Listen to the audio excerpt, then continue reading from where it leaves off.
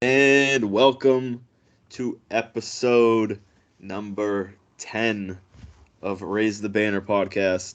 One of your three co hosts, as usual, today. Matt Couture here with JR Mott and Ben Dearth. Ben, how you doing today? Well, I'm feeling good. It's the first time you let me lead off with the how we doing in the Yeah, I 10 figured we'll times that change of pace. change of pace. I tease. No, things are good. Um, we're back to a dose of reality that the Patriots are not very good. We were feeling pretty good last week after a solid win, but It was the uh, first positive podcast would have in the history of Raise the Banner. yeah, we're gonna start sounding like the afternoon show on 98.5 today. But yeah, feeling good, ready to go. JR, how about you, man? Compared to Monday, we all know how you all know how I was feeling Monday. Well, I ended up testing positive for COVID, so it ended up from the flu to COVID. So now I'm just dealing with the last parts of the sickness, the body aches, the chills, the headaches, and everything like that. And here you are, soldiering through Trying my uh, best. for the Raise the Banner priority. But all right, yeah, let's start us off. I know JR and I talked in episode 9 primarily about the Patriots and how they've been, last week against Miami, how they are as a whole, and what we wanted to see at the trade deadline. Obviously, trade deadline is now passed. The Patriots did jack squat. Zippo, nothing. Uh, in Belichick fashion, it seems like he wanted top dollar for his guys and then wouldn't pay the market price for guys that were available. Nevertheless, we'll jump into this. Ben, I'll give you the floor to kind of give your overall thoughts because obviously you missed episode 9 on like the Patriots, on Miami game, and how you're feeling as a whole. Yeah, so Miami game not ideal. Um, kind of more of the same from what we saw and have seen the first almost half of the season.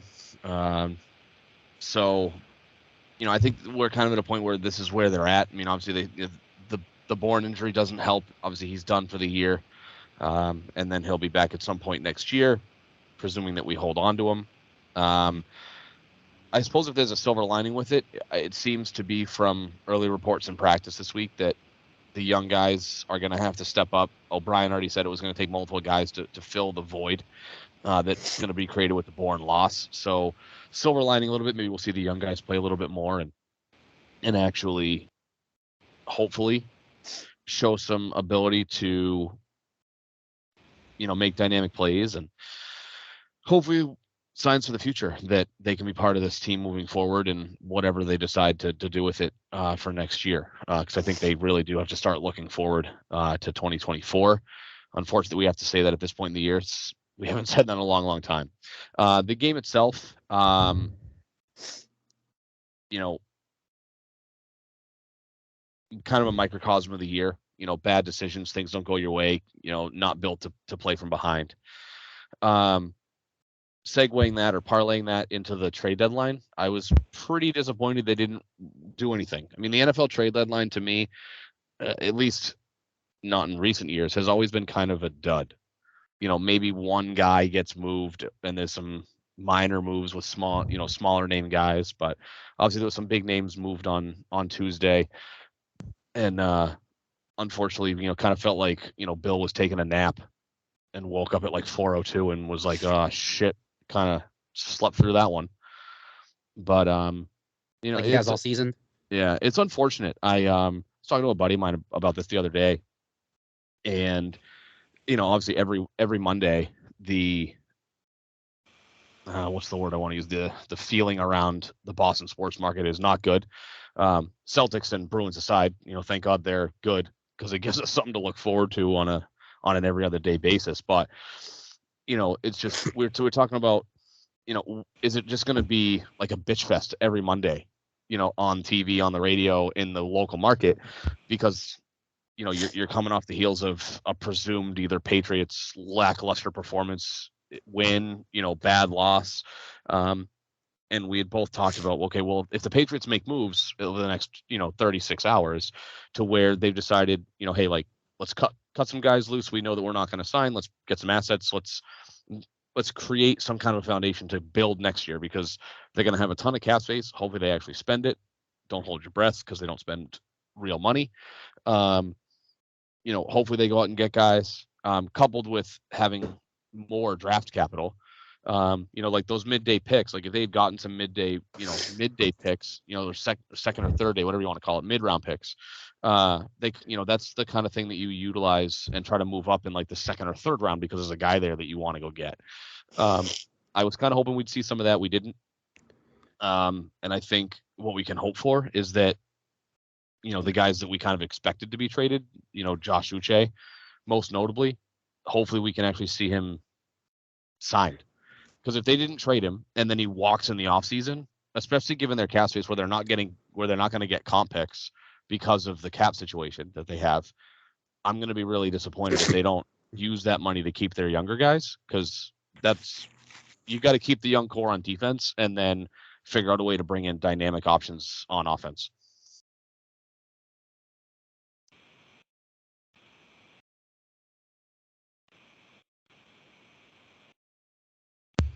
That makes sense. Sorry about that. Muted my mic for a second. JR, how are you feeling about the deadline? It was everything I expected Bill to do. Nothing at all. Just sit on his ass and sleep through it, like Ben said. It's a good way to put it. Feel like he had too much milk and cookies at like 11 o'clock that morning, so he's like, "Oh, no, they're gonna." I'm starting to think that like anything that seems logical for Belichick to do, he doesn't do. Like, is there ever a move that it's like, this makes sense, they should do it, and then they do it? Like, never, ever. No, I feel like we have that feeling reactionary. Like, that's a reactionary feeling. Obviously, it didn't pan out, but when they went out and they traded a second round pick for Mohamed Sanu, it was like, okay, guy on expiring contract, you trade a decent pick for him. That was the same year that Emmanuel Sanders got traded as well. They just got out there, Sanders.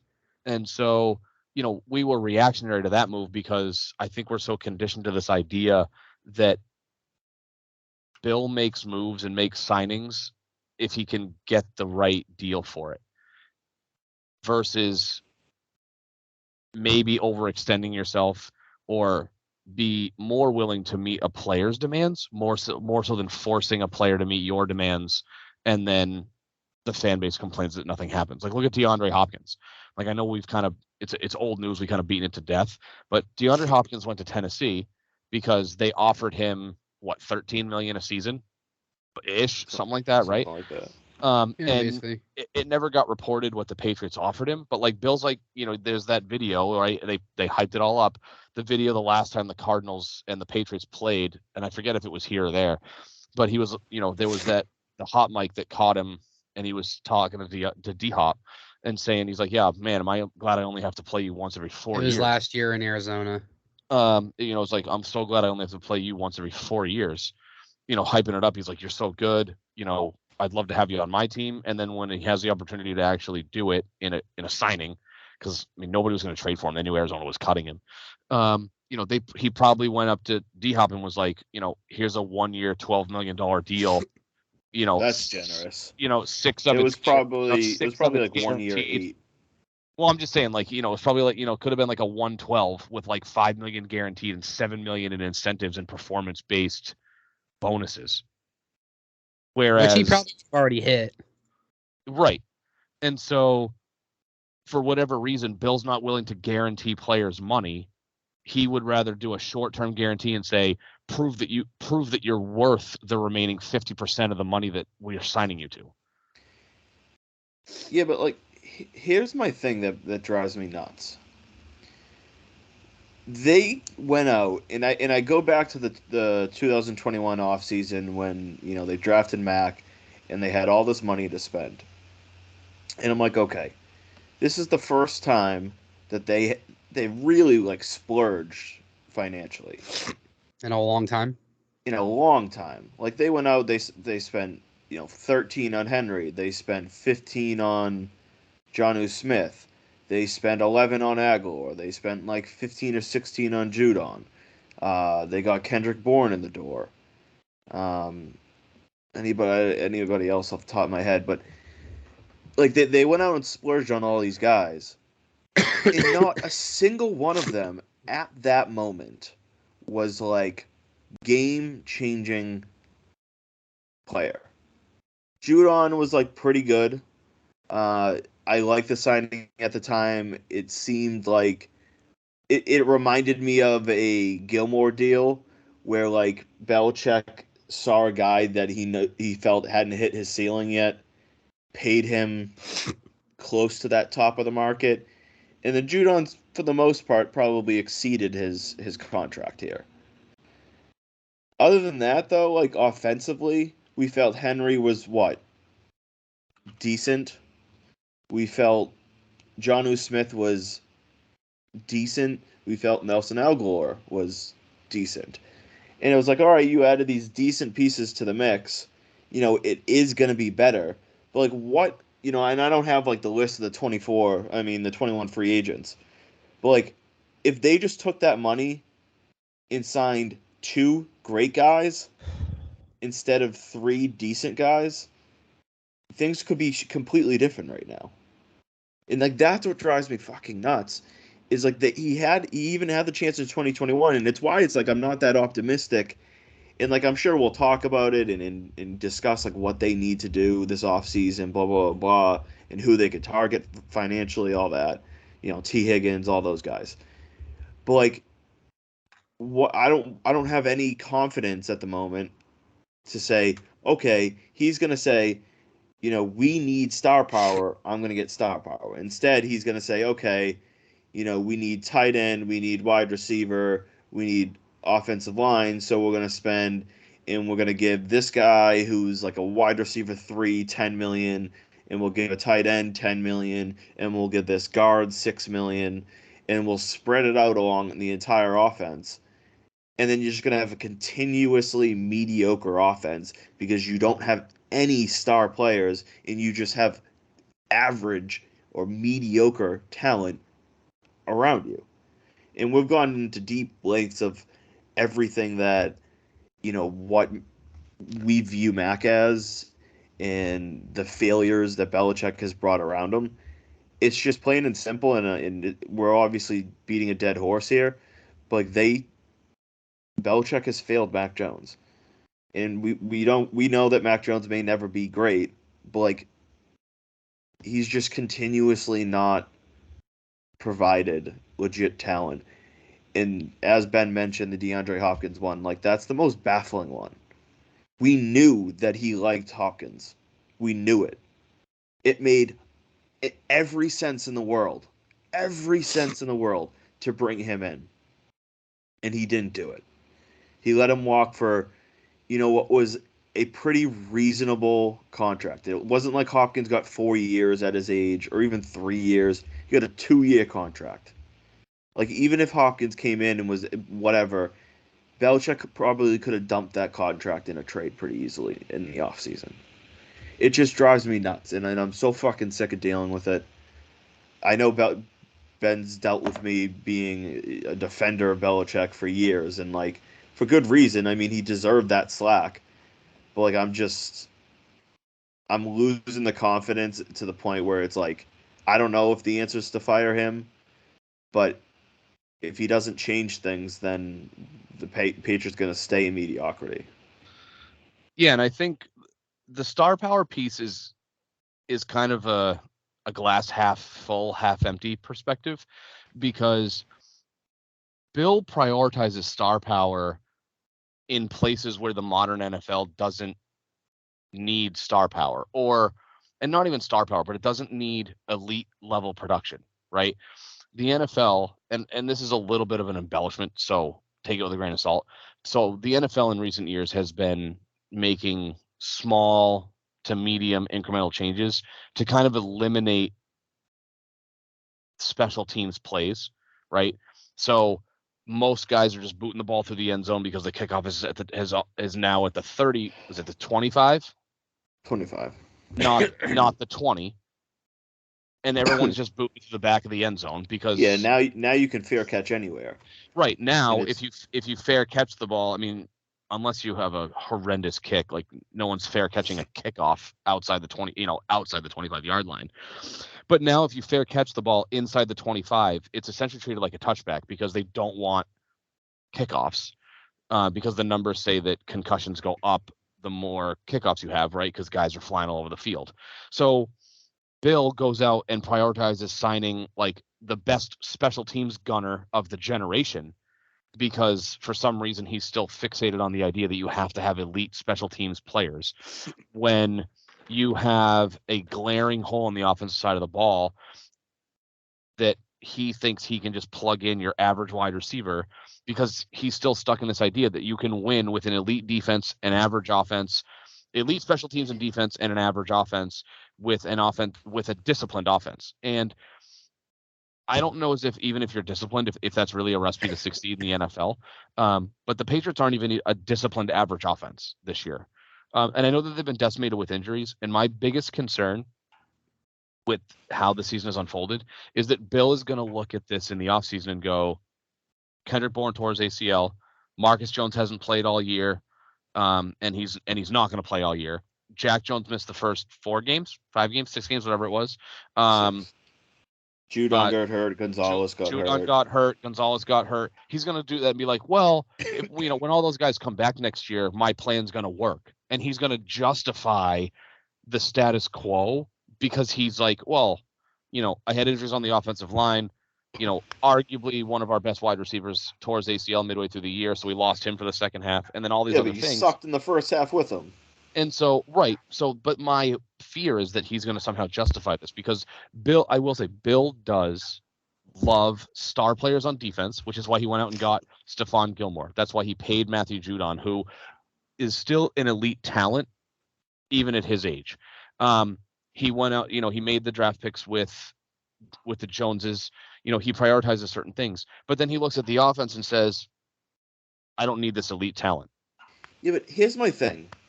And so, like, the special teams thing I do think is a little bit overblown. Like, yes, he does prioritize it too much and spend a little bit too much there. But, like, there's nothing that he spends on special teams that would actually prevent him from adding anybody of significance on offense. Like, Chris Board or, like, Cody Davis, they're not stopping him from adding a premier wide receiver. And on top of that, like, they added Chris Board, let's say, this offseason, but then they cut Nick Folk, and now they have a rookie kicker, who theoretically is a 4th-round pick, but nevertheless. And I'm fine with him spending on defense. My issue is this, and this is just logic, and you guys can tell me if I'm a little, just thinking too much about it. He's 71 years old. There's no way that he thinks that he's coaching another 10 years. It's obviously a maybe 2 to 4 year window. Why is he acting like he's playing the long game? Never mind the fact that you have Robert Kraft, who's in his early 80s, I believe. I think that's correct. He wants to win now. Like, you have all these recipes. Why, to win now, why are you acting like you don't need to spend? It drives me nuts. I don't get it. It doesn't make any sense. And, it's at the point now where, why would anyone think going into this offseason that he is going to add a premier talent?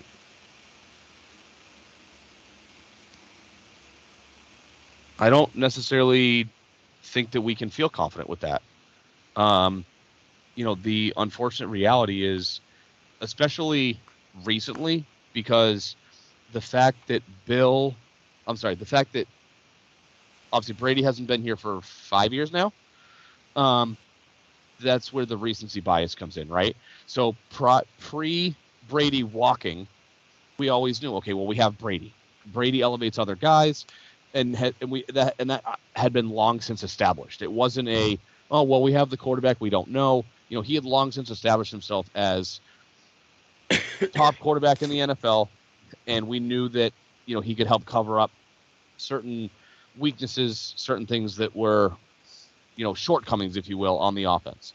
So now that he's not here, I think it's becoming obvious that whether it's stubbornness, which I think it's more stubborn because Bill's 71, right? Like, it's the whole adage of, like, you can't teach a dog new tricks. It's, Bill's not going to want to figure out at this point in his career how to, he's not going to want to relearn how to sculpt an offense under a way that he's spent a different way that he spent his entire career operating a team under, right? So it's becoming obvious over the last 5 years that it's a combination of he's either stubborn, stuck in his ways, or he just doesn't care about the offensive side of the ball. Because for 20 years, he didn't need to worry about a lot of things on offense because Brady made up for so many things. He had guys like Edelman and Welker and Moss and Gronk and Hernandez for a short time, and the receivers out of the backfield, fill in the blank. They had Vereen, they had James White, they had Dion Lewis, and they had thumpers, LeGarrette Blount, Maroney for a little bit, right? But, like, for the most part, Brady would make up for any shortcomings. If the offensive line was having a tough year, well, Brady knew exactly where guys were going to be, and he could get the ball out quick, and they would be, that's how he would avoid sacks. Well, now that we don't have that, we're kind of seeing that, like, Bill doesn't know how to mold a successful offense in the modern NFL. 20 years ago, you could have won with this style of team. A quote-unquote game manager type quarterback, disciplined, good running game, smart quarterback with an elite defense. That worked 20 years ago. That worked, 12 to 13 years ago. It doesn't work now. Because, I think that, he just doesn't look at it and can say, I have Mac Jones who can be good. I just have to build around him. He's just, whether he doesn't know how or just is incapable of doing it. It's him refusing to do it. I don't want to give him the out that, like, he can't identify talent offensively, and I know he's whiffed on wide receivers and all that. I don't want to give him the excuse that it's like he's making the wrong decisions in the sense that, like, he's identifying the wrong talent. It's just pure unwillingness to properly address it.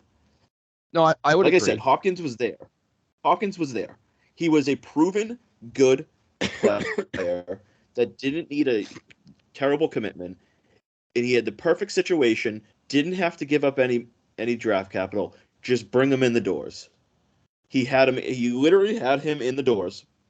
If Belichick made the right offer, DeAndre Hopkins would have never left that building without a deal. Correct. But the fact of the matter is he left knowing that Belichick was offering probably some dinky 1-year, $8 million deal. And Hopkins left going, what the hell is this bullshit? And that's what it comes down to. And that, like, it's not an inaccurate, like, evaluation of player. It's just straight unwillingness to address it. And we talk about the cap situation and, like, yes, we're going to have a ton of cap this offseason. But, like, that would have put them in the window of, okay, we could use some of that cap in the coming years to be more competitive this year.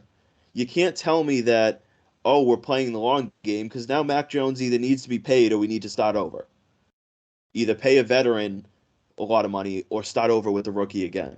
So it's just driving me nuts. JR, how are you feeling about all this? The whole thing, it's just everything is questionable that Belichick's done the last couple of years. I've said it a million times. I just keep on hammering that like a nail on the head. It's not going to get any better under him. It's only going to get worse as his age progresses. And like as he gets older, the game's passing him by more and more each season. It was starting to pass him by more when Brady left and before Brady left, but Tom Brady's not here to fix those mistakes that he's made and to cover up everything. So I think it's if they keep him around, I think it's one more year, and it's truly the last prove it year. Show me what you can do without Brady. And if he can't, then he's got to be gone, or they can just fire him and get it over with, and just move on, and try to find a coach and a GM that are suitable for this team, suitable for this organization, and are going to build a team that's perfect for either Mac or the new quarterback that we draft. That means actually signing good receivers, not Juju Smith-Schusters, Devontae Parkers, Nelson Aguilars, shit like that. It's a whole bunch of recency bias with Bill. Yeah, my only thing with like the whole comment that the games passed him by, like I don't necessarily disagree with that. I don't think like that comment kind of says like he doesn't understand the modern NFL. And I On think offense, he doesn't. Yeah, but I think again, that's giving him an escape or an excuse for this. Like, okay, he just doesn't understand it. I honestly think he's aware of what it is. He's not dumb. Like he's one of the greatest, if not the greatest, head coach ever. He's aware, and he spent years adapting and being like the coach to do things a little differently in and how to being ahead of the curve. He's aware of what the current need is in this, I guess, era of football, and he's just straight up not doing it. So I don't like the excuse of saying like he's out of touch with the game or he doesn't understand it. I think he understands it. He's just a stubborn bastard that wants to try to do it his way. He's stubborn and he has a massive ego. And he's he prioritizes, quality people at coaching, people that he knows, people that he can work with. He prioritizes players that are easy to work with or like quieter to work with and not troublemakers. And he's just not prioritizing getting the goddamn best players in the building. It's just it's that simple. So I don't want to give him the excuse that it's like he just doesn't get it, because I think that's just like I said, it's making an excuse for him. Yeah, well, I'm not making excuses for him. No, I know you're not. I'm just saying like the general concept of like, oh, the game's passed him by, like he doesn't understand it, and like I don't even like that excuse or like explanation of why. I think it's just he's just a stubborn bastard. Yeah, I don't think it's a case where the game's passed him by, because I'd like to think that, obviously he's older. He's 71. He'll be 72 soon. I think it's more of a case of he looks at the modern NFL and says, that's not how I want to build a team, because that's how he spent the last 50 years of his NFL career built. Right. It's the whole idea of like, I don't, and I was talking to a buddy of mine about this on Monday, where I don't know how, because we as objective fans, right, we watch the games and we see how guys like Mike McDaniel, Doug Peterson, Zach Taylor, Kyle Shanahan, like the list goes on and on, right? Sean McVay, how they structure their offenses. And I don't know how you can look at, again, recency bias. We just played the Dolphins. I don't know how you can't look at that offense and say, I need to do more of that. I think it's Bill looks at it and says, yeah, that's what's successful, but he's like, that's not how I want to build a team. And I think it's more so, I don't know if it's, I think it's more stubbornness than ego. I mean, obviously, I think he wants to do it his way, right? And we've seen that in other facets, and I'll get into that in a second, of how he wants to do things his way. I think it's the whole, and I said it before, it's the whole adage of like, you can't teach a dog new tricks. I don't think he wants to relearn how to mold an offense in the modern day NFL. That's probably. Yeah, but he doesn't need to. He doesn't need to. But given the makeup of this current offense, you kind of do, because I'm not saying it has to be that, you need to find somebody else at quarterback.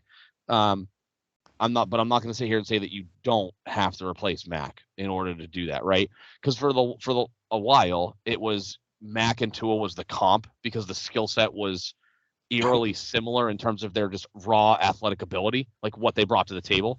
And then Miami goes out, they draft Jalen Waddle, and I don't know if it was the same year or different, was when they made the Tyreek deal.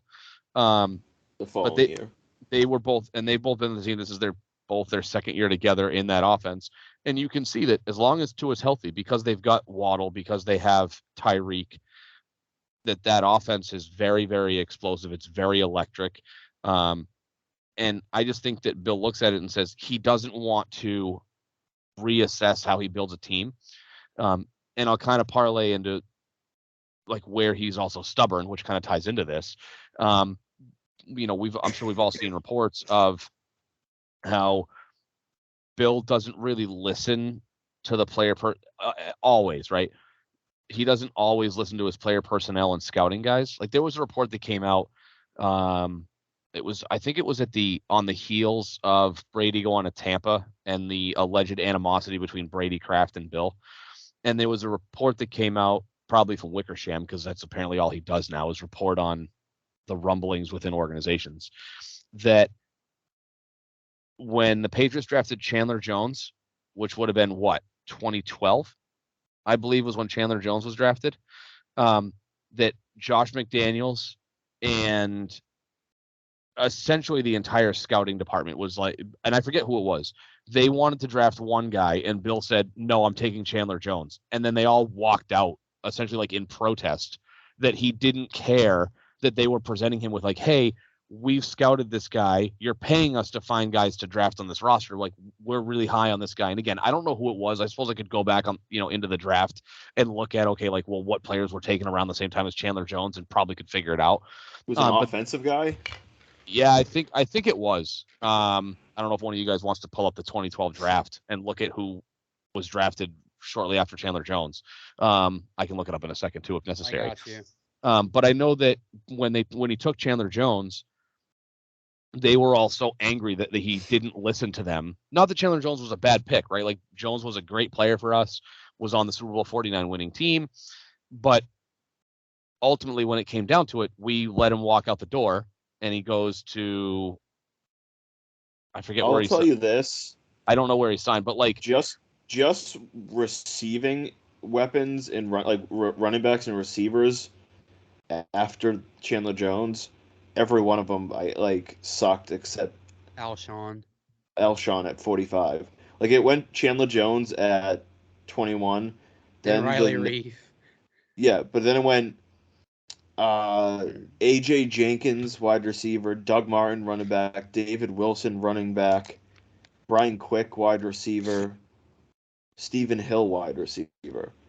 So unless it was Alshon Jeffrey, because then after that it's like Isaiah Pede, Ryan Broyles. Yeah, and Alshon Jeffrey's the only one that ended up good. But I mean, just like your overall point, we saw the same thing with supposedly with N'Keal Harry. I'll say allegedly with N'Keal Harry, where the scouting department supposedly wanted someone else, and Belichick made the executive decision, ignored them, and went with N'Keal Harry. No, we want. Which, we like, want N'Keal. if that's true, dude, N'Keal. if that is true, and like we kind of assume that's true from what's like whispers that's come out, that is, and I said it on Twitter, a few weeks ago, that is the biggest, just straightforward blunder of Belichick's entire career. It's also the biggest fuck you. I'm gonna take who I want. Because AJ Brown is a top 5 wide receiver. He is unbelievable. So yeah, 6 games with 125 plus yards. That's insane. Yeah, so that must have been what I was thinking of. It may not have been it may have been that they maybe that like the storm out was over the N'Keal Harry, but that they were also not happy that because I guess he overruled him on Chandler Jones. He may have just been right. But I remember that draft specifically. It was kind of a like you could really take whoever you wanted, and then when they took N'Keal Harry, I remember like texting with guys being like, "Who the hell is this guy?" And the sad part, and I know that he's had an up and down health. He's been up and down with his health. But I remember there's a video that circulated when this news broke about the whole N'Keal Harry thing, of Deebo Samuel walking out of Foxborough, posting on his Instagram story about raving. He's like, "Oh my God, like, you know, he basically said he believed that on draft day. Now, I don't know when they do the combine interviews, what are they, mid-March, and the draft is like 6 weeks later. So he had his interview with the Patriots front office, ownership, whatever, and you can see him. He's live on his phone, posting a video to his story, and there's Gillette in the background, and he's basically saying, like, I'm going to be a Patriot. He believed walking out of that building that they were going to draft him at 32 in 5. Did you see what AJ Brown said about his whole scenario? He was crying. Maybe not. Maybe, but I don't remember it. He basically said in an interview, this was recent, like in a recent interview, he was like, the Patriots came up with the clock, and I was like, this is it. Like, this is where I'm going. He wanted to be in New England so badly. And he goes, I remember, he's like, I'm watching the clock tick down and tick down and tick down. And my phone's not ringing. And I'm like, you got to be kidding me. He's like, my agent calls and was like, the Patriots are going wide receiver. He goes, I think the Patriots are going wide receiver. And AJ's like, well, my phone's not ringing. Yeah, so like my phone's not ringing. And then all of a sudden the pick's in. Like he sees the pick is in, and again his phone hasn't rung. And he's like, he literally was like, I got up, said to like, call my friends. I was like, let's go. He goes, I went home in my closet and just cried. We were his favorite team. He goes, like, because that was the last pick. That was the last pick of the round. So like obviously that day one was over. Right. I'll never forget seeing that kid's videos on Twitter. What year was this? 18? 2019. 19? Dude, when we beat in the AFC Championship, that year, dude, going into that draft, did you see the Twitter video of him screaming, jumping around, we're going to the Super Bowl, we're going to the Super Bowl. He was a diehard Patriots fan. Diehard. And he even said it. He said in his draft interviews and everything that he loved New England, that it was his favorite team. He always wanted to be a Patriot. The disrespect. That is so disrespectful to do that. Honestly, and we can fast forward what was 3 years? Like, we fast forward 3 years. Belichick had the chance to get him. Now, would we have been kind of laughing at the whole scenario if he had to give up a first round pick for AJ Brown, 4 years after he could have had him for that first round pick? Like, yeah, a little bit, but if he just paid up at a first round pick and paid AJ Brown right now, we would have a very clear cut top 10, maybe top 5 wide receiver in football right now. But again, Belichick is like, nope, I don't need a top wide receiver. I'm going to have these fucking mediocre pieces of shit run around and have the worst separation in football. I'm going to have Devontae Parker, who's slow. I'm going to have Kendrick Bourne, who's my wide receiver 1, and he's a wide receiver 3. Yeah. Like, it's like, all right, I'm going to draft Tyquan Thornton over George Pickens. Right, and not only draft Tyquan Thornton, but they traded up to take Tyquan Thornton. Yeah, over Pickens. Yeah, and it's like, I don't know. Not to pour salt on the wound, but if you look at the guys that were drafted in the second round after we took N'Keal Harry, Deebo Samuel at 36. Keep in mind, they took Jawan Williams at 45, and Deebo was the only wide receiver off the board. AJ Brown, 51st. McCole Hardman at 56. Fine, whatever. And then DK Metcalf, 64. Deontay Johnson, 66. Terry McLaurin, 76. I won't put Deontay and Terry in that realm because they were kind of like more clear cut, like second and third round guys. But like, sure, but you chose N'Keal Harry and Jawan Williams over all of those guys. You could have had any of those guys, and you still could have had Jawan Williams. Keep in mind, immediately after that, Greedy Williams went 46, who I think who was a way better talent than Jawan was. I don't know what the cornerbacks looked like after that. I don't think it really matters. But I remember at that time, I liked the Jawan Williams pick more than the N'Keal Harry pick. I felt like N'Keal had a chance to be good, but like he wasn't that fast. He was a big body slot guy, which could work. Like we've seen that work. But like I really liked Juwan Williams. I have no problem saying that. Like in the sense he was a tall, lengthy, big corner. That's what we needed at the time. I had really no problem with the Juwan Williams pick. It's really just it was the N'Keal Harry trade that pick that really screwed things up.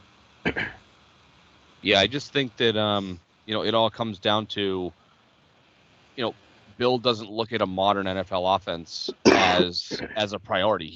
He still thinks, and granted, and I'm not going to sit here and say that it's a wrong line of thinking, right? Like every team needs a defense, to some degree. I mean, obviously, the Eagles hung 35 on Kansas City in the Super Bowl and didn't win, right? So you got to have a defense to some degree.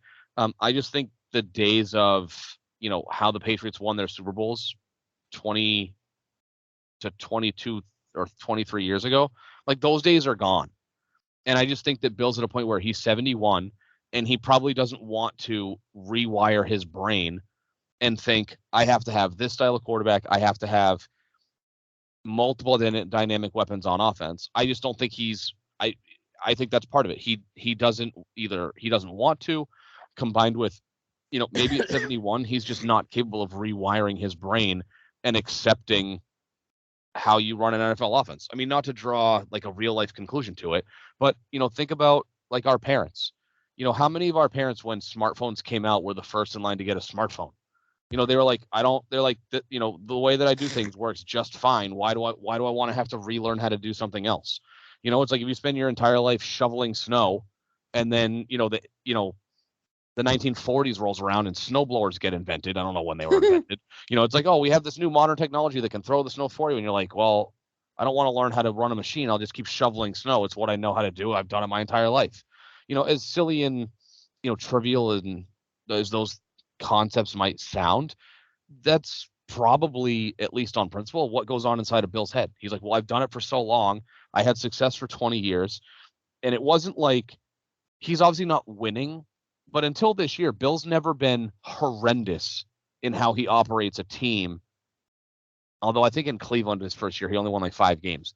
So like outside of a couple of exceptions, he's never been awful at how he does his offense. And I think that about how he runs his team rather. So I think that maybe he just looks at it and says, well, it could be worse. I just have to tweak a couple things and I'm right where I want to be.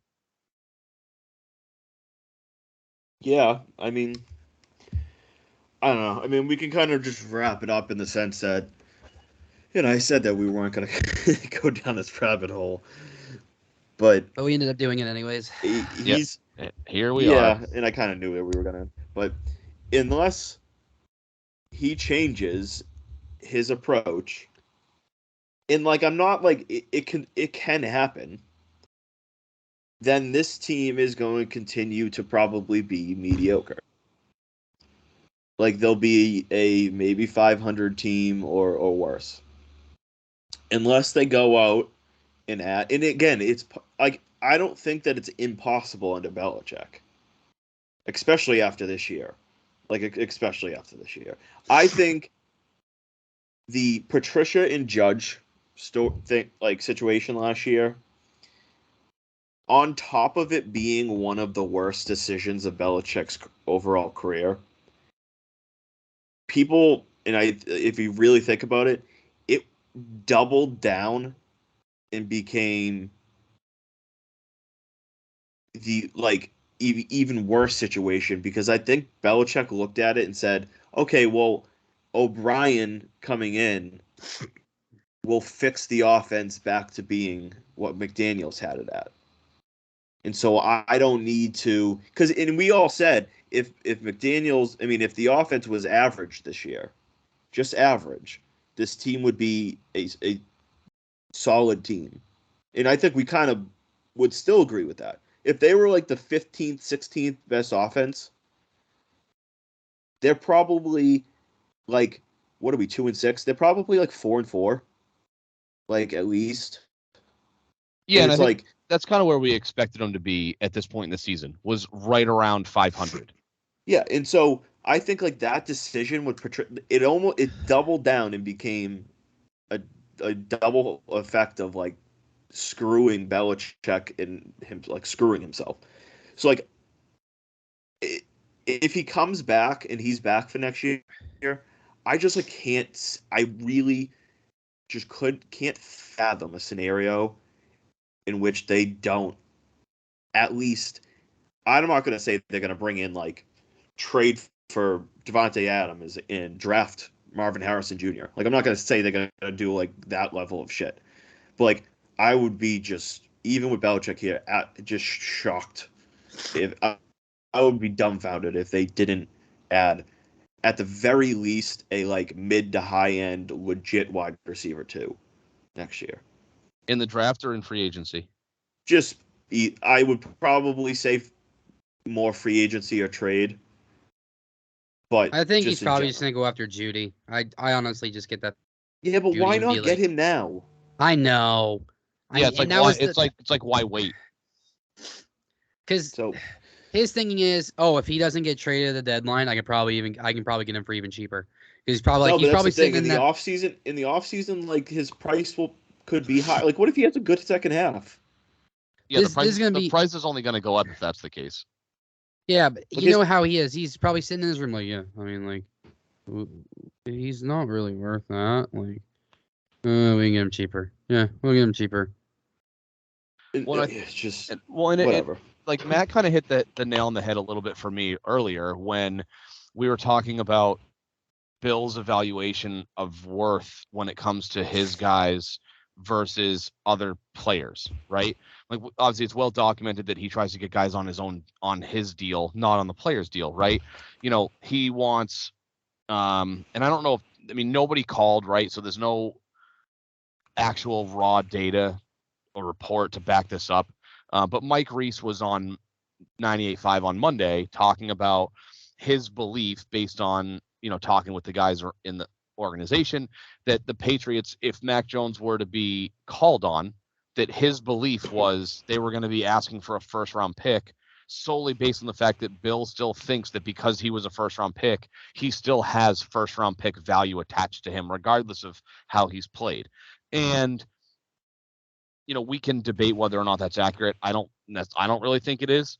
But I think he values his players too high. And then when he picks up the phone and calls, somebody like Washington and says, hey, I need help on the edge, what are you looking to get from Montez Sweat or Chase Young? And they're like, oh yeah, we're looking for, a day 2 draft pick. And Bill laughs and hangs up the phone because he wants to give him like, the equivalent of an undrafted, pick slot. Oh yeah, I'll take Chase Young, but like I'll give you a 5th round pick for him in 3 years. Yeah, like he wants deals, and like I get it. Everybody wants that. Like every GM prefers that to try to find the best deal. But, like the fact of the matter is, like you need to do what you need to do, and sometimes that's maybe an overpay, or sometimes it's like meeting the market price and it's not an overpay. But he looks for the best deal all the time. He cheaps things out, and I don't want to jump into the whole like his craft being cheap financially and all that, but like it's yeah. Yeah, and it really comes down to just to kind of like button up this whole, he wants the deal kind of thing, right? It's hard for me to wrap my brain around the idea that he would rather lose a player because he couldn't get the deal that he wanted rather than, now obviously this doesn't apply to everybody, like Matt Judon, probably worth paying at or slightly above market value to keep him out of somebody else's uniform, right? But there's no reason to look at somebody like a DeAndre Hopkins when you have a severe hole at wide receiver and say, I'm not willing to compromise on the contract that I'm willing to offer you, even though you're clearly better than anybody else we have on the roster. That's just the part that for me, as just, obviously I've been a Pats fan for basically, for the vast majority of my life. And it's hard for me to wrap my brain around the idea that he doesn't see that it's okay to overextend yourself in certain spots, because we know full well that he's going to find the deal somewhere else. Like he paid top dollar for Stephon Gilmore in free agency. Like that was one of those things where like the legal tampering period where they release who's going to sign where before they actually sign the contract. And whenever it came out that Belichick basically gave Gilmore a top of the market deal, and I remember being like, wait, he did what? Because that's not Bill's MO. It was shocking because it's not what he does. But like, it's weird that he'll do that for guys he doesn't need to, but won't do it for guys that would. Gilmore basically, like, I'm pretty sure Gilmore said like tampering opened. His agent called him. It was like the Patriots are offering, I think it was $5.65, and Gilmore was like, I think I'm going to New England. Like, all right, like, yeah, let's do that. Like, I'm for that. Yeah, I don't know. We've talked about it enough. Let's transition. I know Ben just had to jump out real quick, but he could jump in. Let's transition to the Red Sox. We went way too long on the Patriots, but that's fine. JR, what are your like overall thoughts on? I know you did a little bit of a dive in Craig Breslow, but on Craig Breslow and in the overall like what you're looking for this offseason as a whole. Well, on my Twitter, I tweeted out it was kind of just getting interactions just to mess around today, but it was the picture of Heim that I changed our chat like photo to, where he's like looking confused, like, huh? And then it's the Craig Breslow like crypto meme, and I said, name a bigger upgrade. You can't. I'm so excited for Craig Breslow to be part of this like organization. If I'm correct, his press conference is tomorrow, so we'll get a better like viewpoint of how he is once he takes that presser and starts actually talking to the press and like the Boston media. My expectations: spend some money, but spend it wisely and use your brain when you spend. Don't be like Heim and not know if spend or not spend, or if you do, like, be like, oh, did I do the right thing? Or like how he was on the trade deadline. Like, you know what I mean? My dream would be Shohei Ohtani, though. Chaim Bloom's kryptonite was being in his own head. He was, and you could say that this was his small market experience. And I mean, I can understand from a small market. It's a big market. He was too hesitant to strike the big deals. That's really what comes down to his reputation. When we look back, and we could look back at like in a few years if Marcelo Meyer's up here and Roman Anthony's up here and Nick York's up here and Shane Drohan, or Yordani Mongo, or ERC, or whoever it may be. Some of these prospects, Kyle Teal. We could look back and like kind of look at his tenure a little bit differently, but when we look at it right now, it comes down to he just was too hesitant to make the bigger deals, and not even like spend money, because I'm still a firm believer that John Henry strapped him in spending. But like even the smaller deals, for example, I think the most obvious one was they should have been bigger sellers at the trade deadline, and you had the opportunity to sell Paxton. Excuse me. I want to rephrase. They should have been buyers at the deadline. They didn't buy, but if you were going to not buy, then you should have sold. You know what I mean? They didn't do either. And so if you're not going to buy, sell, and it's been reported that they had the opportunity to trade Paxton, and they had a supposed potential real offer, like what we know, from Miami for Justin Turner. And it's like, all right, well, if you weren't going to buy, then you should sell. And he didn't do either. And the last two trade deadlines are essentially his reputation in a nutshell, is that he didn't make the big moves to help the major league roster. Hey man, I'll give him an A+ for the Kyle Schwarber trade, even though we didn't keep him. That was a hell of a trade. That was, value wise, and just Like value-wise for what you gave up. And the production we got from phenomenal him. trade. Yeah, and the production. I mean, like his trade reputation for the deals he did make is so unbelievably overblown. Like he lost the Renfroe deal. Like he needed to get more back. He didn't. Yeah, that's like the But only even, big trade where I was yeah, like, but yikes. I'll even rephrase the Renfroe deal. He lost it, but it was more that he didn't then replace Renfroe in another way. That's like because if he traded Renfroe and replaced him, in a signing or something like that, no one would have really cared that much. Selling high on Renfroe at the time was a pretty logical deal, and honestly, it was the right move because Renfroe has now just been a team hopper that like teams don't really value because he's an okay hitter and he's like mediocre to okay defensively. But like the Mookie Betts trade, I'm not even going to get into that. Like that's a whole big discussion. But like the Pivetta trade, he gave up. I think it was Brandon Workman and oh god, what was the other guy's name? Ben Hembury. Hembury? I think so. Hembury. That they traded for Pivetta. Both of those guys went to Philly. Were nothing for Philly. They were bad, straight up bad for Philly. So I just pulled it. I just pulled it up real quick. It says Nick Pivetta was traded to the Boston Red Sox along with Connor Siebold, along with Brandon Workman, Heath Hembury, and Cash. Yeah, like that's a massive win of a trade. Just a overwhelming. And not that like Pivetta is anything special, but that's an overwhelming win of a value trade. And then you can even talk about like the Winkowski trade. Like so my issue with the trades is I looked at it from a perspective more so than what did you get and what did you give up?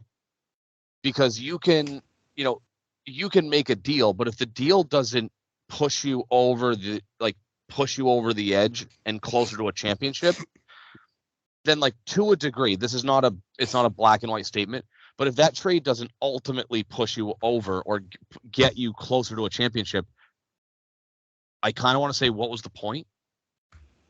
I know it's not that black and white. I get right? what you're saying, but like that was my that's big like people with saying that's kind of similar to saying like there were some people in recently, and by recent I mean yesterday, that essentially said that because the Red Sox sucked, the Justin Turner trade wasn't good. The Justin Turner sign wasn't good, and I'm like, that's just incredibly not how it works. No, the signing was definitely good. I just look at like personnel decisions. I just look at I mean, I don't really know how you could have expected more out of his production given his age. No. I'm saying he didn't do. Chaim Bloom didn't do more. Oh, yeah. And to win. Yeah, and that's my, because you brought it up, the Renfroe JBJ trade didn't make a ton of sense to me because you took on more money and you got worse as a team. Like that's what I'm saying. He didn't properly replace him elsewhere. Correct, but like if you're gonna look at if you're gonna look at a trade in a vacuum, the trade in and of itself doesn't make sense because you're trading. Yes, he overachieved that year prior, but you traded a $6 million player for an $11 million player who's not as good, and two minor. I don't know who the minor league players were that they got. David Hamilton and Alex Benelis. Who like whatever, right? I agree with what you're saying. Like the other trade that also didn't make sense. I mean, we talk about not having a clear vision of the deadline kind of being part of what was Chaim Bloom's undoing. When you look at not this past one, but summer 2022 trade deadline when they traded Christian Vasquez to Houston, it was their stance was, well, we have to. It's like they wanted to add and subtract. Like they kind of wanted to ride the fence a little bit of like buy a little bit here, sell a little bit here, but they still wanted to compete. So it's like, well, if you still want to compete, but you're not going to go all in, why are you trading a guy that's really good in the locker room? And I get that, like we can look back at it now because if I'm not mistaken, the two guys we got back for him were Abreu and what's his Velasquez? Valdez. Thank you. Valdez and Abreu, who at least look like they're serviceable major league players. I think that Abreu is probably like, at least now, I mean, granted, there's plenty of room for growth. Like, he looks like your fourth outfielder type of guy. Valdez, I don't think he really you kind of haven't figured out where he fits in. But it's, in that case, you look at it and go, well, if your goal was to still compete and you like the locker room fit, why did you trade him? Like, that was like, that's kind of a confusing move given the messaging. So to bring this all back to like the whole, like, we're turning the page. Craig Breslow's navigating the ship here. I'm not going to sit here and say that he gets a free pass because of this, but I like the fact that he has Theo's endorsement. It's not an end all be all. Like, obviously, like, Theo to me is arguably one of the best, if not the best, general managers in baseball. Not in baseball, but baseball history, right? He's not a GM anymore. I like that he's pitching oriented because we certainly need the help. And, obviously, like, I'm willing to give him a shot. I want to see him make intelligent moves. I'd like to see a little bit of a shift in how they want to build a roster, because they definitely are going to need pitching. And I want to see them make honest investments with their money and not sit back and say, well, we have to be frugal. We can't do this. Breslow is obviously, like, the Cubs is a pretty big market. So he understands the needs of that, which I liked. I'm excited for what he brings to the table. Tomorrow's press conference will be awesome to listen to and kind of hear words coming out of his mouth on what he wants to do and how, like, the vision he has, for the next, hopefully more than 4 years, because apparently that's the shelf life of Red Sox GMs recently. He comes out, he's like, all right, I got 4 years here. Let's see what we can do. He's like, all right, the clock is ticking. 2027 is the end. 2027. I want to have a World Series or two. Yeah, and I think, I want to see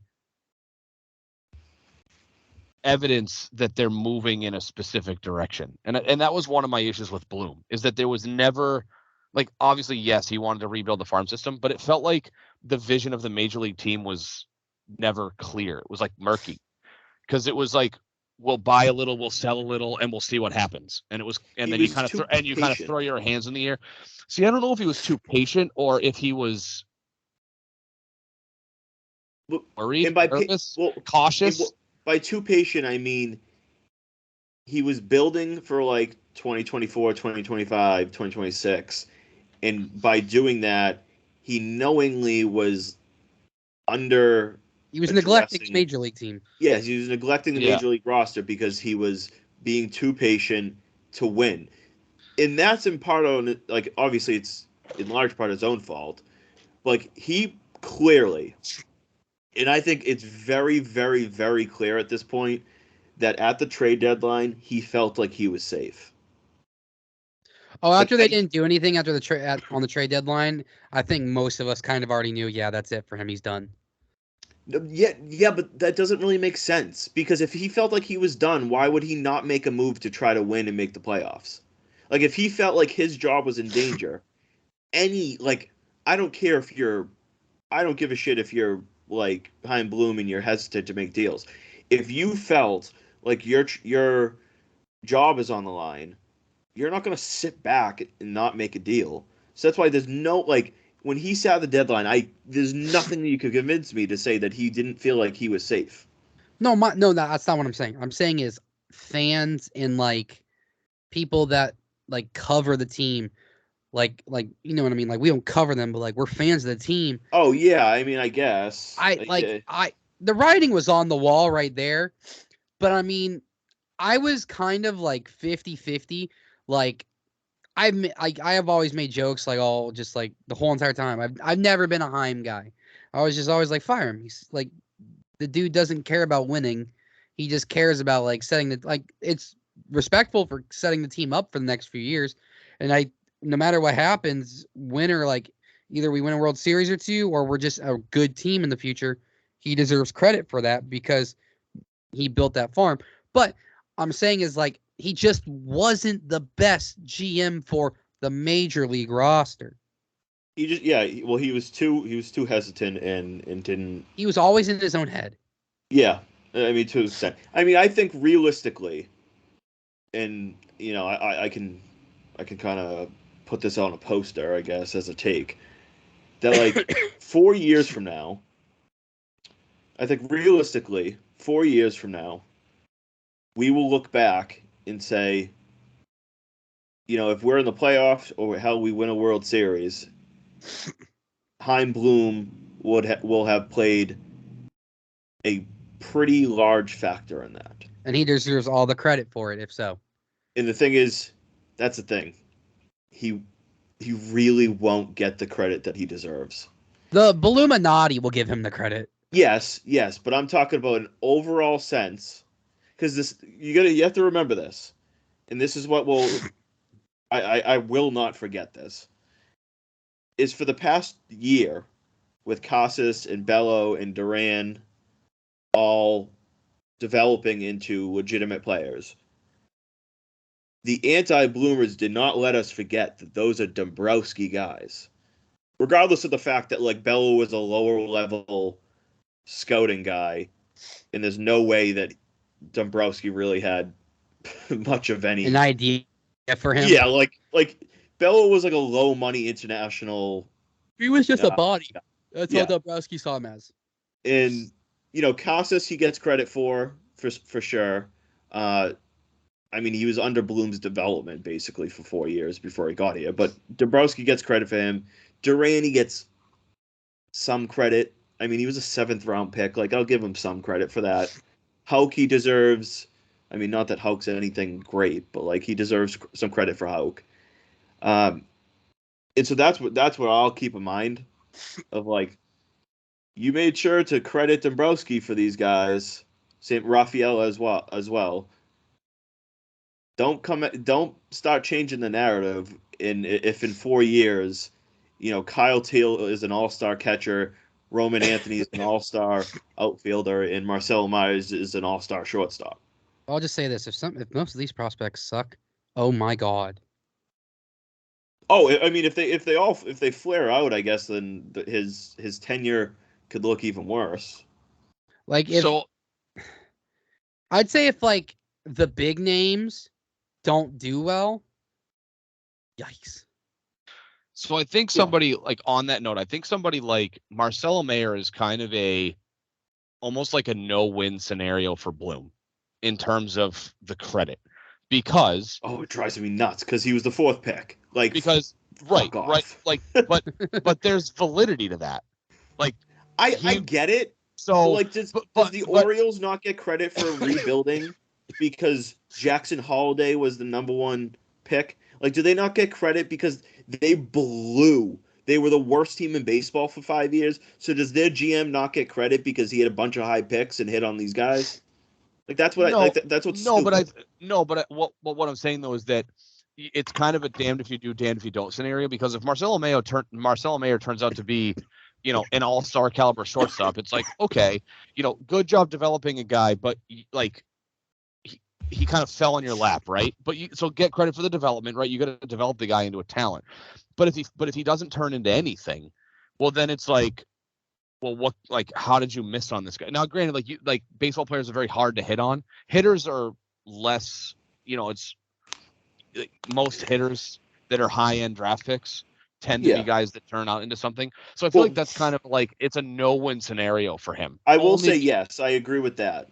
That like no matter what, because if he flares out, there isn't going to be anybody saying, the same people that were saying, oh, he fell into his lap, it was the obvious pick, he doesn't get credit, isn't going to be like, he sucked, he flared out, it's all Bloom's fault for taking him, even though the other way around they would be, oh, it was an obvious pick.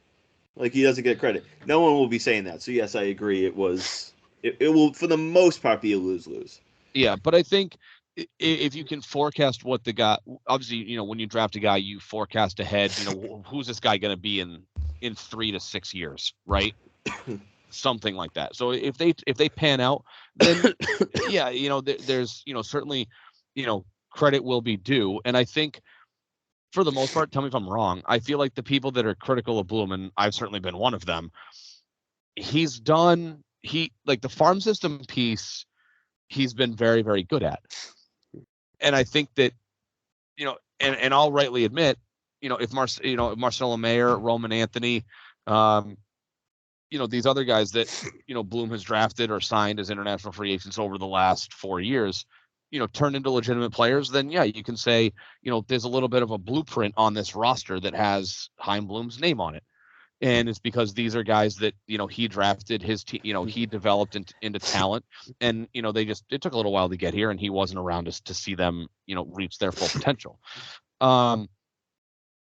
Will certainly be guys, who will be negative just to be negative, who won't give him the credit at all, because they'll turn around and say, well, yeah, but he drafted him, but by the time he was actually here and he was good, he was being developed by a different GM and a different that's player development. You and just I think hit it, and that's going to drive me nuts. I think that's what you'll hear, which is I get it. Very, I get very, it. very, This mostly is what's going to drive me nuts. Mostly wrong.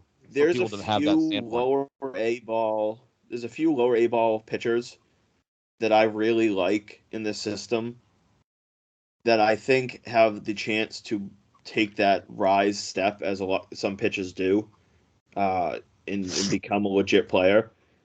That if they do, the credit will go straight to Breslow's pitching development. Which could it help? Certainly. Well, to be fair, like it's gonna. I can already picture that. I already know it's gonna happen, and I will understand it. But like, it's gonna annoy the shit out of me to give that type of argument, because it's kind of dumb. But I mean, yeah, it's a dumb argument. But look how the pitching's been the last few years. If the guy can make like some of these lower A players, like in the star players, or just like really sure, players, I mean that's part. It just of why goes to show here. that our development staff sucked at in the past, and B, he knows what he's doing. Well, did it suck? Or these these guys are just young. A lot of these guys. Yeah, I know. Our pitching development rivals that of like the Pittsburgh Pirates in terms of how bad it is. I mean, the Pittsburgh Pirates almost ruined Garrett Cole, and granted, he has his postseason struggles, but like he's a top 5 pitcher in baseball. Yeah. He found, like, Houston saw something in him and completely revitalized his career. I mean, he was a number one substances. He was it's baseball, so probably. But I mean, he was a stud in college. And the fact that the Pirates couldn't get what Houston's gotten out of him, what the Yankees have gotten out of him, I mean, I know we're kind of off topic here, but I mean, the Red Sox pitching development, whether it's their system, their scheme, like just the guys themselves, for whatever reason, it hasn't worked out. I mean, when was the last time the Red Sox developed a legitimate arm? Well, it's Bello now, but the only difference I will say is they also just like. Obviously, Bloom didn't prioritize that in his picks, so like, that's part of why it looks the way it does. If he spent first round picks on pitchers, we would probably be looking at it a little different. Well, we drafted a shortstop the last 3 first rounds. 5. Holy shit! I don't give a shit about that. I really don't. So. Cedine Raffaello was a shortstop, and now he's a Gold Glove center fielder, or Gold Glove caliber center fielder. I don't know if I'd go that far. Yeah, I was about to say I wouldn't go that far yet. See how he develops. Yeah, okay, potential Gold Glove caliber. He was a Gold Glove caliber center fielder in AAA. So, I mean, in terms of upside and translating to MLB, defense for the most part doesn't really take much to translate. Well, here's my thing. Just going back to like that first part of that question you asked me, what do I expect, or like what do I want him to do? I've gotten a lot of hate for this. Like, a lot of people on Twitter have told me, "Oh, you have an irrational hate" or something like that. We've talked about it before, and it's partially just because, 1, the health concerns me, and 2, the contract. If he could find a way to get Chris Sale off this team, or just that contract in general, off this roster, it'd be a pretty good start. I mean, maybe he could. I don't hate the dude. He's just not Chris Sale anymore. He's I want nothing more than Chris Sale to figure it out, but obviously you can't rely on him doing that anymore. He's a walking fucking toothpick. Well, and I don't necessarily think it's so that he can't figure it out. I think it's a situation where he can't stay healthy long enough to figure it out. Well, but he's also had like weird freak injuries, like takes a line drive off the pinky. Like who the hell does that happen to? Falls off his bike. He fell off his bike. Don't get me started about that. Like, who is he? Joe Biden? No, I'm just kidding. But like the thing with Chris Sale, right? If you want to talk about if you can figure out a way to get him off the books, one of two things has to happen. You either have to take a nobody prospect.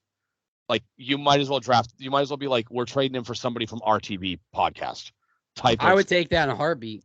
Or it would be a salary dump. Or you eat some of the money to get something of value in return, right? He's 35 or will be 35. I don't know if he's turned 35 yet, but he's entering his age 35 season and he's owed $27.5 million and he can't stay healthy. That's not really a recipe for something that you can really dump, right? Unless somebody, calls and says, hey, we're looking for a depth arm. What's the rundown on Chris Sale? And you can somehow sell him on, if you use him sparingly, spot start here and there, long relief out of the bullpen, number 5 starter type of guy, manages innings.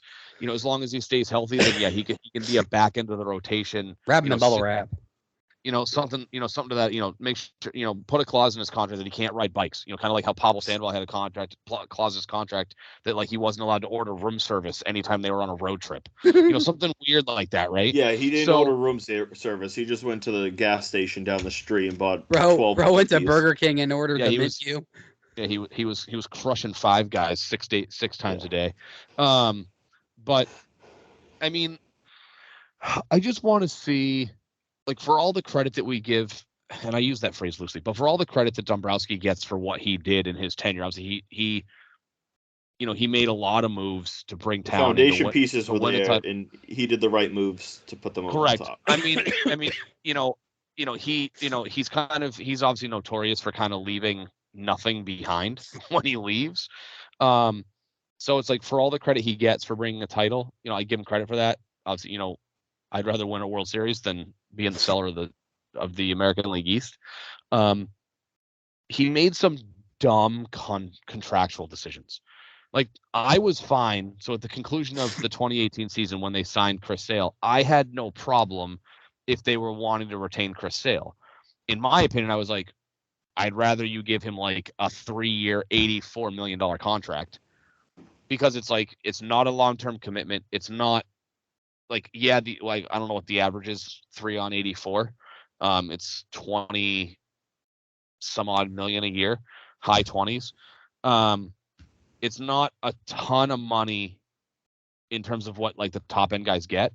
And again, it's not a long-term commitment. But then all of a sudden, like, it comes out that it's like, oh, he signed a 5-year, $150 million contract. I was about to say, wasn't it a 5 to 140? Ben, I remember conversations with you and I about that deal when it happened, and I remember saying, like, this is gonna be a bad contract. Yeah, like, that was a bad contract, and I don't like. I think did he sign Sandoval and Hanley? Was that Dombrowski or was that Charrington? No, that was Charrington. Okay. But the bigger story, like another contract that doesn't go under the radar completely, but he allowed the opt out in Bogaerts' contract, and I'm sure Bogaerts wanted that opt out. But the reality is, he signed, I don't know, what was it, 480? Excuse me, no, it was 6/120. 680. No, it was 6/120. I thought it was. Was it 6 and 120? Yes, because it was 20 a year. Because I remember you and I had the conversation. You're like, he's going to get at least 25 to 27. And I said, no, it's going to be lower. And he signed for lower, but it had an opt-out after year 4. You can't tell me, you're not going to convince me, that if Dombrowski offered him, instead of 6/120, if Dombrowski offered him 6/135, 6/140, you couldn't have eliminated that opt-out.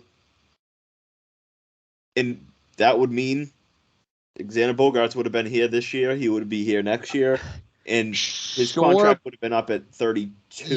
Yeah, but I think he also, I mean, Ben will probably agree, but maybe not. He probably also had an idea, payroll is going to go up with other teams in, 4 or 5 years, so. There has to be a very reasonable price that would have got him to drop that opt out. Yeah. If you gave him, because if you gave him probably 20, an extra 25. If you would have gave him an extra $4 million a year, like $24 million, maybe even $25 million over that, like per year, to get him here through the prime of his career, and then you could have moved on at 32 years old, I think it would have been, and that would have been a ideal spot to like move on because you got the best years out of him, and then now you can get younger. Or just put the opt out after this year. I guess, but I'm not gonna like overhound on him on that situation. But it played a factor. I mean, like I said, if he just paid up a little bit more, he probably could have got the opt out. And again, that's just assuming, in my opinion. I'm not gonna like state it as fact, but like it's reasonable to say that if he gave him an extra $4 million a year, that Bogaerts would still be under contract for the Red Sox. And that's also hard to really predict.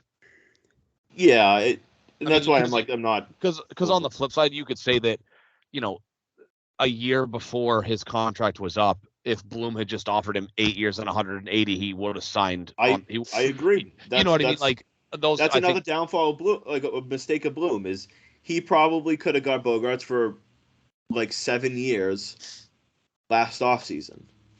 Right. He could have signed him at 29, got him for 7 years, and he would have been out at 36, which was a little bit reasonable. Now he's under the worst contract possibly in the entire MLB. I wouldn't say the worst, but one of the worst. Yeah, I'd say top 3. Anthony Rendon's is probably the worst contract in baseball. Jeez, that contract. But anyways, we can kind of wrap it up there. I want next week. We didn't get into Celtics because we're kind of running out of time. But they dropped 75 in the first half. If you want to know they that. did. Yeah. I'm monitoring on the side. But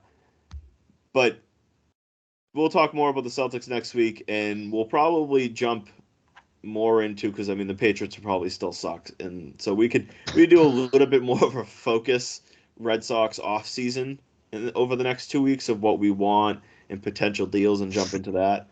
But I think that's kind of good for us today. We're at 120-ish mark, which is a little long. But JR, you have any final words, thoughts of what's been going on around Boston sports? Matthew Potter's here to stay. We talked about it on Monday that it was the cutoff. He's here to stay. He's a full-time NHLer now, so that's awesome. Love to see it. Just reading the messages I got from a couple buddies that are at the Celtics game right now. The Celtics are bullies, and if they can stay healthy, it's probably wraps for the NBA because they look insane. 65. They'll win 65 if they stay fully healthy, which is obviously a massive if. If this team stayed fully healthy for like 3/4 of the season, the year, 65 wins is well, I think, very within reach. Very. I agree. Reach. And they're almost up. They're almost up 30 on Indiana. Yeah, Milwaukee's getting kicked right now. But if the Red Sox, I'll save that for next week. I want to see Breslow's press conference tomorrow. I'm off work for 5 days, so I have all the time in the world to do a lot of research and just watch everything and read everything. I'm expecting a top-notch podcast next week from you. I have, the Kung Flu, so we'll see. We'll leave it at that. Yeah. And next episode should be fun. Final thoughts. It'll be disappointing to kind of see the spiraling of the Patriots season. Again, was hoping they would at least make a decision on what they wanted to do, and they didn't do anything. So I guess we really don't know what their plan is for the last 9 games. Celtics look like world beaters. They're up 27, about 10.5 to go in the third quarter. Last thing, for his illegal check from the other day.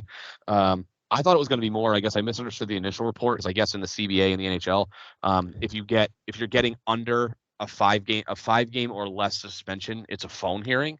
But if the league is suspending you for 6 or more, it's an in-person meeting. And I misunderstood. I thought they said he was meeting in person. I was like, oh my God, he's getting 6+ for Well, this. the That's in-person meetings now are Zoom calls. As opposed to what?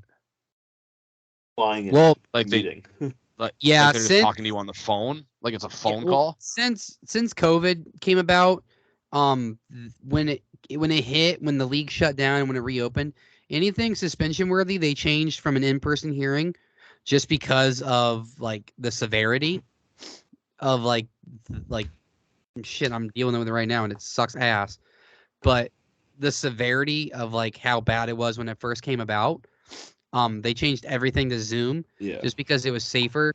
And when you have multiple players who are, getting match like penalties and possible like suspensions, and they have to do all these meetings, it's kind of easier to just do Zoom. They figured out it's 10 times easier.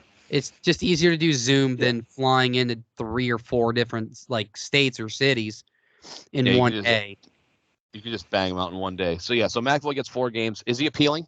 Has there been a report on that? No, he's just gonna serve it. He's just gonna take his lumps. It's the same thing he got suspended it should have for in been the 2, playoffs. But I mean, 4 is whatever. He'll serve it. So anything else, Ben? No. Hopefully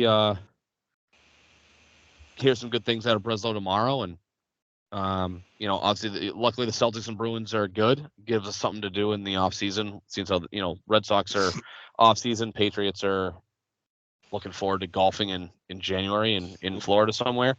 January, shit, they're gonna be golfing in 2 weeks. The season's gonna be over for them in exactly I'll put it 2 this weeks. way. I'll keep it simple. The Patriots, well, they kind of suck. Well, I mean, they got a stretch here in the next 4 weeks, but we'll see. Kinda.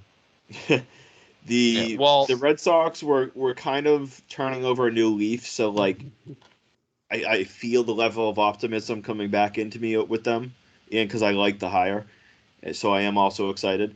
The Celtics, the sky's the limit. It's championship or bust.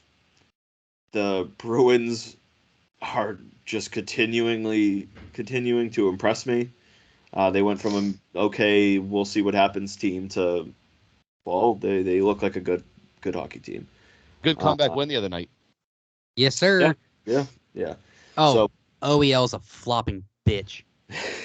Well, Albrecht, right there. It's his second year in a row doing it. Yeah. He got Brad Marchand suspended last year for 3 games because he dove into the boards. Yeah, he flopped on that play too. Yeah. Anyways, that will be all. We'll be back next week with episode 11. That's the signal for the flop penalty in the NBA now, is they just do this with their hand. All right. It literally looks like that. No joke. Go watch the Celtics game, the Celtics-Knicks game, and the referee's literally like his hand is down by his waist, and he's just flopping his hand all over. They play like soccer players. All right. Goodbye. Thanks for listening. We'll be back next time.